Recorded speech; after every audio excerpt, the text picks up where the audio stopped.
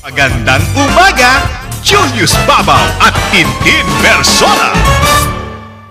Anyway, alam niyo itong nakaraang bagyong Ondoy at itong ang Pepeng, maraming na-inspire na sumulat ng either kanta. Si Mark Logan, sumulat siya ng kanta at mga tula. Iba-ibang paraan ng pag-e-express ng ating either frustration o yung paghanga din sa mga heroes ng bagyo.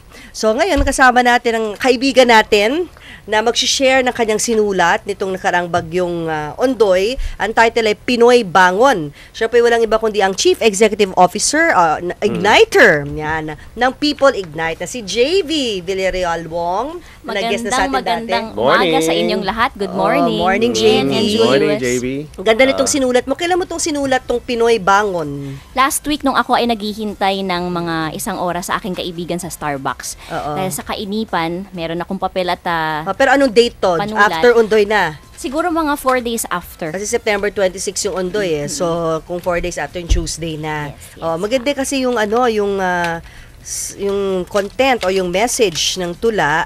At sige, basahin na natin para masabi mo rin kung ano naging epekto nito sa ating mga kababayan, not only here but abroad. How this poem ignited the lives of other people. Tintin, just to share with you, siguro yung inspirasyon ko, yung hinugot ko para maisulat ko to. Hindi ko na kasi kaya yung emotional calamity. We keep on talking about kalamidad. Ngunit sa akin, naniniwala ako sa physical o emotional na calamity. Hindi man ako direktang nasalanta ng Pepeng or Ondoy. Basta't ikaw ay may kaibigan ka, mag-anak or kapamilya na nasalanta, parang kaparte ka na dun Yun ang tinatawag kong emotional na Na kalamidad. mas far-reaching yung effects at mas mahirap hilumin. Grabe, ang kaya sugat sa pag akin, emotions kailangan ko siyang na. ilabas sa aking panunulat. Oo. At sabi nga ng aking tatay na si Daddy Lito, hello, nanonood siya. Ako nga daw yung Daddy kanyang Lito. modern day Rizal. Kaya sana po ay magustuhan ninyo itong naisulat ko. Oo. Kaya tumuto kayo mga teleradyo listeners sa ating television din, sa inyong television, kasi habang binabasa to ni JV at sinishare sa inyo, ay may mapapakita siya ng mga images ng Typhoon Ondoy. So, Nagkalat JV. ang images sa Facebook at saka sa internet. Yun ang ginamit mo. Nag-consolidate ako. Salamat po sa mga kumuha. Oo. May music ba tayo dyan? Humingi talaga ng music Konting music siguro, maganda. Layat absent yung DJ. So Teka. anyway, dahil dito sa tulang ito, sige sabihin na natin na-ignite mo ang saloobin ng North Carolina-based film community. Gulat na gulat ako nung nakatanggap ako ng email mga 3 araw After masulat to. after ko masulat. And Mr. Joel Jose, kung nasaan ka man or nakikinig ka, salamat sa pagtugon sa tulang ito.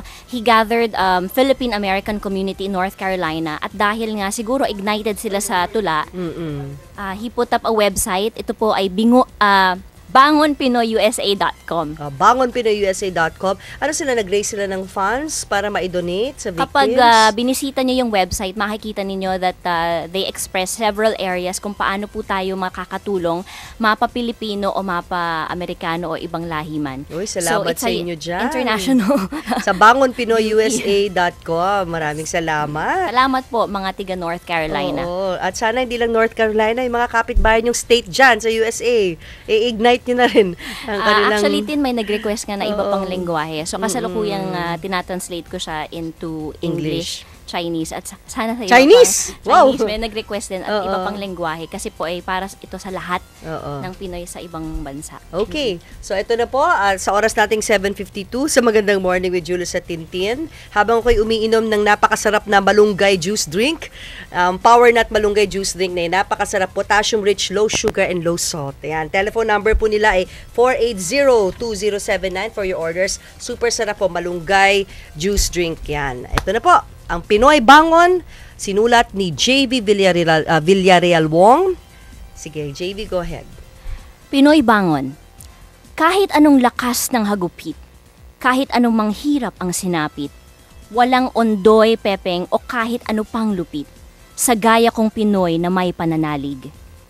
Hatawin man ng ilang bagyo't baha, masunugan manakawan o masalanta, walang latay sa bulsa, bubog sa kaluluwa, ang magpapatumba sa gaya nating Pinoy na umaasa. Akala nila'y bugbog na at talunan, akala nila'y lugmok pa sa putikan. Huwag ka, unti-unti akong titinag, hinihintay ko lang magbukas ang liwanag. Minsan may natulala at di makasimula. Bahang iyak ang tumbas ng aking salanta. Ilang araw ding gutom, nangangatog sa bubong, kawalan ng pag-asa sa dibdib ko'y umuugong. Ngunit kung kailan pa ubos na ang lakas, mga gamit kong putik ang tanging bakas. Ilang higanteng balsay unti-unting dumating, palapit kung saan kami umiiyak, dumaraing. Kapwa Pinoy kong mga kapatid, pilit inaabot kami ng kamay at lubid.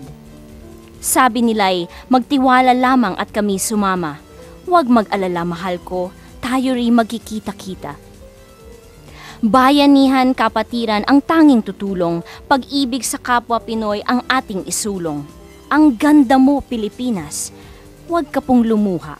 Makakaahon din tayo, basta't magtiwala. Ikaw at ako ang Pilipinas. Bangon, Pinoy, bangon. Very Ganda. nice. Oh. Ganda pa ng background music mo. Galing, oo. Pinoy ako, yung sa Oo. PBB. Ang hirap siguro basahin yan, ano? Oo. Lalo na kung ikaw yung nagsulat. Oo, tsaka pag emotional Oo. ka, ganda. Pinipigil kong maiyak sa, Oo, totoo, sa inyong totoo. station. Ganda, JV. Oo. Ikaw at ako ang Pilipinas. Bangon, Pinoy, bangon. Tin, actually, ito po ay sinulat ko rin para sa aking mga kamag-anak, mga mahal namin sa buhay sa Marikina, SSS Village.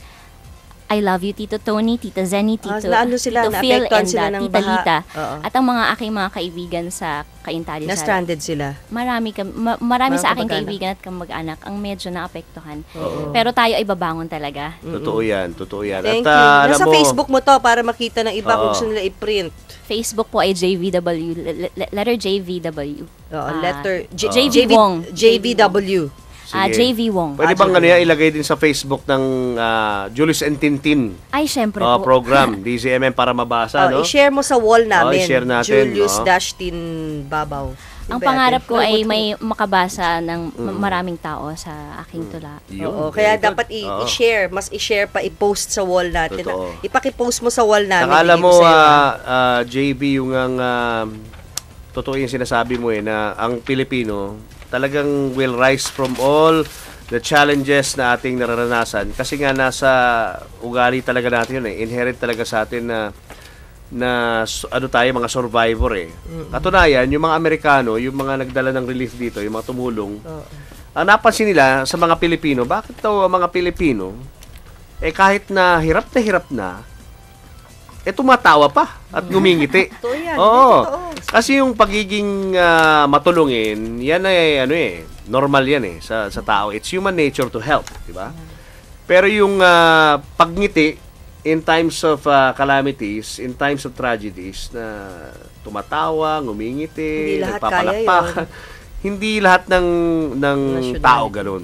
Yun I think ang isa sa mga natatangi na Katangian. ng mga Pilipino. Kaya itong ganitong katangian will help us, recover from all of this. Kasi very tayo idealist, we're Prayerful. very positive sa lahat ng bagay. Tsaka- We always look at the brighter side Side. of life. Oo. Tsaka yung pagiging religyoso natin, nakakatulong. Yun, mahal tayo ng Diyos kahit ano pa mang mangyari. Yung ating pananampalataya. Oo. Before I end, isang reason din po kung bakit ako nandito, nananawagan ako sa mga speakers, trainers, may talentong magsulat o kaya magsalita.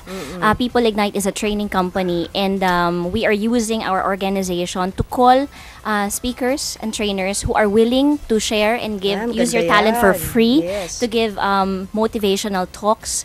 We call it relief goods in the area of emotional relief goods. Emotional relief goods. Please write an email to me. That is pinoybangon@peopleignite.com. From the youth to walang age limit yan. Lahat ng marunong magsalita Oo. at modern day Rizal, Oo. anyone who can share and who'd like to speak and give emotional relief goods. And you can invite these people sa mga evacuation centers or doon sa mga areas na nangangailangan na people to inspire them. Kasalukuyang nakikipag-ugnayan kami sa mga institusyon at kapag solid na talaga ang aming infrastructure, then we can hopefully deploy speakers and trainers on certain area.